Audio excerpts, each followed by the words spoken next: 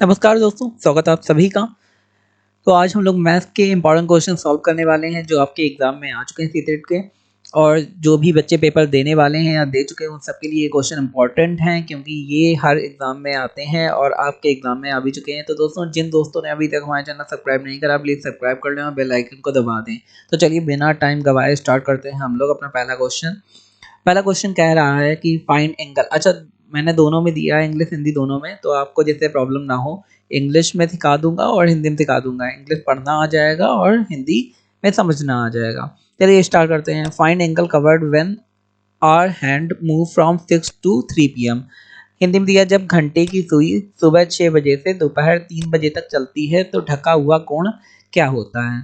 अब सुबह 6 बजे से, तो यहाँ पे जरा चित्र में देखिए, सुबह 6 बजते हैं तब यही रहता है, और दोपहर के 3 बजे तब ये रहता है। तो ढका हुआ समय, ढका हुआ क्या होता है, ये भाग ढका हुआ है। तो ये कितने डिग्री का हुआ, उल्टा 90 डिग्री का, मतलब 90 डिग्री का उल्टा कोण बन रहा है। एक तो ये कोण बन रहा है ऊपर वाला, एक ये कोण बन रहा है नीचे वाला, और ढका हुआ नीचे वाला है। तो ये 90 डिग्री का हुआ, तो हमारा सी नंबर आंसर सही हो जाएगा, जो है 90 डिग्री। आगे देखते हैं क्वेश्चन। दिया है area of a rectangle. Rectangle आपको पता ही है क्या होता है, इस 24 which of the following can't be it's parameter. इसमें दिया एक आयत का क्षेत्रफल 24 है, निम्नलिखित में से कौन सी इसकी परिधि नहीं हो सकती है। एक आयत का क्षेत्रफल, अब सपोज करो ये आयत है और ये भी आयत है, इसका क्षेत्रफल कितना दिया 24, तो आयत के क्षेत्रफल का सूत्र क्या होता है मुझे ये बता दीजिए। लंबाई गुणा चौड़ाई, लेंथ इनटू विड्थ। अच्छा, ये आपको नहीं पता होगा तो आप क्वेश्चन को सॉल्व नहीं कर पाएंगे। तो लंबाई गुणा चौड़ाई होता है आयत के क्षेत्रफल का सूत्र, और आयत का परिधि क्या होती है, परिधि का सूत्र होता है 2 ब्रैकेट में लंबाई प्लस चौड़ाई। ठीक है, यही होता है ना। ठीक है, ये आपका बन गया। तो इसमें पूछा गया है कि इसमें कौन सा इसकी परिधि नहीं हो सकती। तो पहला दिया है 25, दूसरा दिया है 24, उसके बाद दिया है 22, और उसके बाद दिया है 28। तो बताइए कौन सी परिधि नहीं हो सकती। देखिए, जो ये क्वेश्चन दिया है इसमें पहले बात तो परिधि निकालने के लिए ये वाला फॉर्मूला लगाते हैं।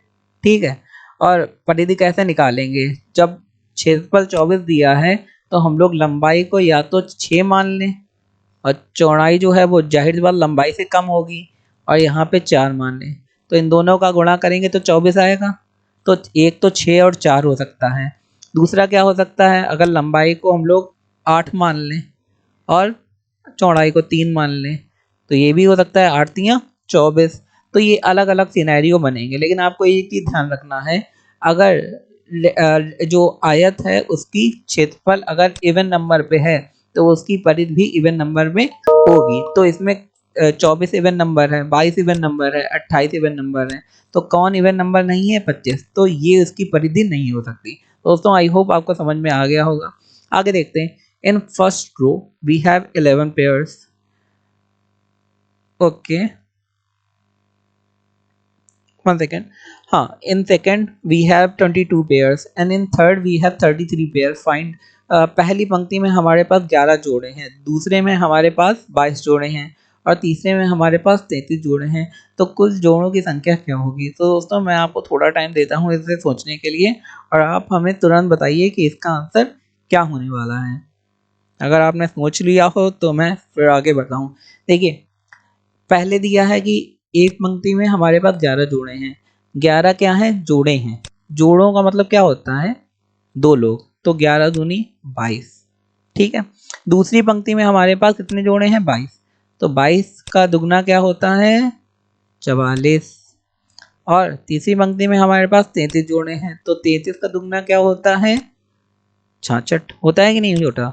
अब इसमें पूछा गया कि कुल संख्या ज्ञात करिए, तो इन सबको जोड़ देंगे। तो 6 4 10 और 11 12, 12 की 2 हासिल लगा 1, और इसके बाद वहाँ भी यही होगा, 6 4 10 11 12 और 1 हासिल 13।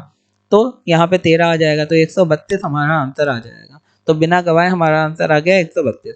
आगे देखते हैं। एक क्वेश्चन दिया, find the number of diagonals in a hexagon. Hexagon क्या होता है, एक षष्ठभुज में विकर्णों की संख्या ज्ञात करिए। तो ये चलिए बना दिया हमने षष्ठभुज, और इसमें विकर्ण ज्ञात करने, विकर्ण होते हैं ये आपको पता ही होगा। तो विकर्ण निकालने का फॉर्मूला होता है, सूत्र होता है n bracket n minus two बटे टू, मतलब n ब्रैकेट n माइनस दो बटे दो। तो n की वैल्यू यहाँ पे क्या है, n की वैल्यू है जितने विकर्ण होंगे, n की वैल्यू है जितने 6 की, मतलब जितनी साइडें हैं। तो 6 ब्रैकेट 6 माइनस दो, तो यहाँ पे 3 होगा दोस्तों, यहाँ पे 3 कर देते हैं 2 की जगह। तो यहाँ पे कर देते हैं 6 ब्रैकेट और 6 माइनस 3, 3 बचता है, और ब्रैकेट बंद कर देते हैं, बटा कितना बचा 2।